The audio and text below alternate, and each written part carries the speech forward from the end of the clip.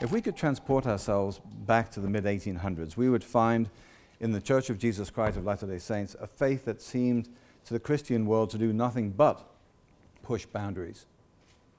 A literally physical God, separate in substance from his Son, Jesus Christ, the apostasy, restoration of the priesthood, new scripture, heavenly parents, temples, redemption from the dead, building Zion. Ours has never been a faith to feel confined or constrained in its declaration of doctrine. I don't see boundaries in the same way as some commentators who believe that the church today is simply battening down the hatches, rigidly resisting any change that seems progressive. That's an odd criticism of a church that believes in modern revelation through apostles and prophets, which implies the ability to change or adapt, at least in organizational and structural terms.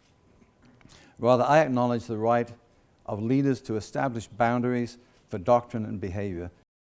Expanding and embracing relationships with those of other faiths is not new to the church. Our religion is between us and our God, Joseph Smith wrote. Their religion is between them and their God. And when we see virtuous qualities in men, we should always acknowledge them. Let their understanding be what it may in relation to creeds and doctrine. For all men are or ought to be free, possessing unalienable rights, and the high and noble qualifications of the laws of nature and of self-preservation, to think and act and say as they please, while they maintain a due respect to the rights and privileges of other creatures, infringing upon none. This doctrine I do most heartily subscribe to and practice. Since 2008, we have accelerated our outreach to national faith leaders. Catholics, evangelicals, Mormons, and Jews now regularly interact and discuss together issues of common concern, notably the consequences of legislation and court decisions on religious freedom. As society appears to grow increasingly secular and courts rule on issues that seem to curtail religious freedom, churches are finding that they have more in common and are more effective with a collective voice. To be sure, we still have areas of disagreement, not only on doctrine, but also on approaches to public policy. But we also have a great deal of common ground that I believe will be increasingly significant as these societal shifts continue. The relationships that we've built together and the expanded boundaries will, I predict, prove to be extremely valuable to all faith groups in the years ahead. Like many institutions, from business to government to religion to law enforcement to media and a host of other areas, the church has not found the transition to greater transparency a particularly easy one. Nevertheless, we have seen the creation of the Church Historians Press in 2008, the previously mentioned Joseph Smith Papers Project and ongoing publications, now at 12 volumes, the first published in 2008, the opening of the state-of-the-art Church History Library and Archives in 2009, the Gospel Topics pages published on LDS.org, whose significance is reflected in titles like Race and the Priesthood, Plural Marriage and Families in Early Utah, Book of Mormon and DNA Studies, Becoming Like Gods, Plural Marriage in the Nauvoo Period, and most recently, Joseph Smith's teachings about priesthood, temple, and women. Then there's the redesigned Church History Museum that includes in the gallery space Joseph Smith's different accounts of the first vision. And of course, just published, the first 50 years of Relief Society, key documents in Latter-day Saint women's history. Whether here in the United States or overseas, defining boundaries isn't always about drawing a clear line between right and wrong, but about balancing competing rights and priorities. So it was with the Utah Immigration Compact, so it was with the Utah Compromise when balancing religious freedom and gay rights, or embracing isolated gay youth while maintaining the law of chastity, or understanding that while the prophets and apostles never claimed to be infallible, they do have the mantle and the responsibility to declare policy and doctrine for the church and to define its boundaries.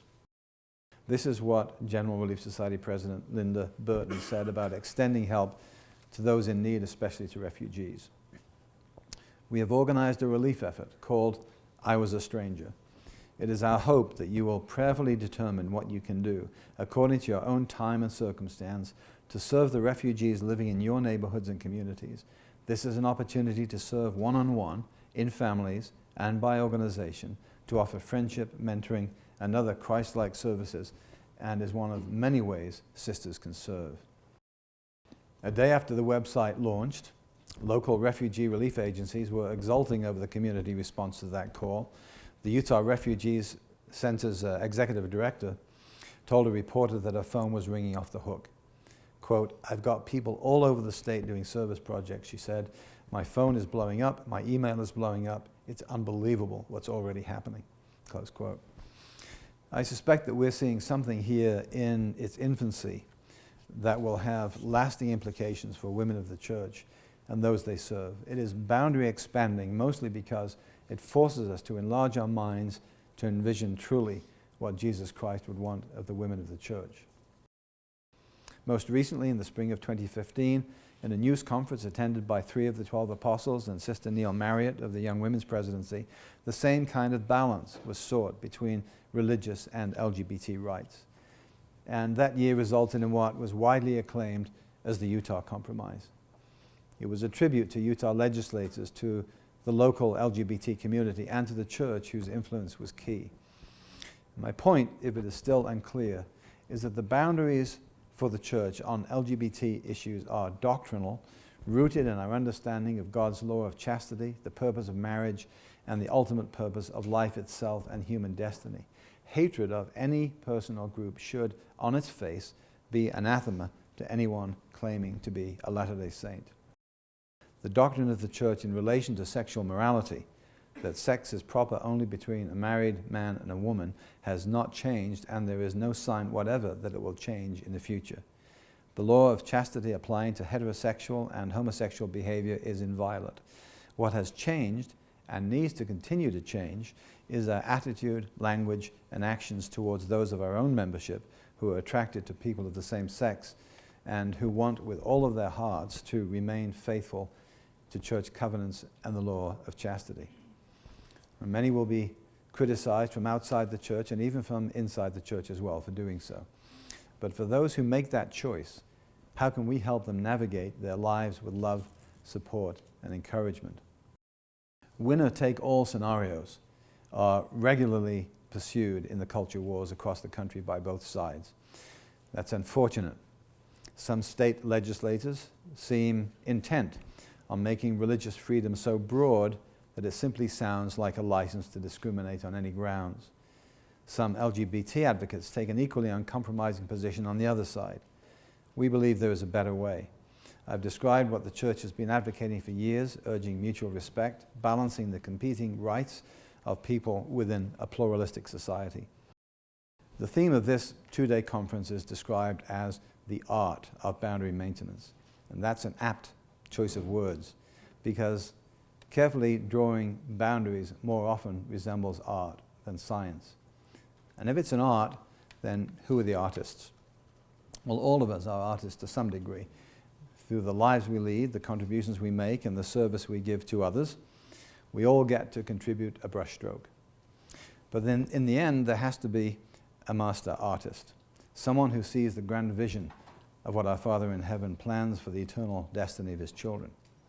By divine appointment, prophets, ancient and modern, have had that charge. The New Testament apostles used other metaphors, including one of the building fitly framed together, Jesus Christ himself being the chief cornerstone.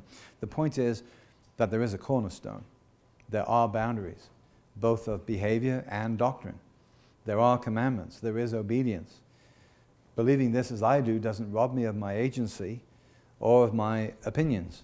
Rather, it compels me constantly to evaluate my own behavior against that standard, knowing that ultimately I will be accountable to God for where I draw those boundaries for myself.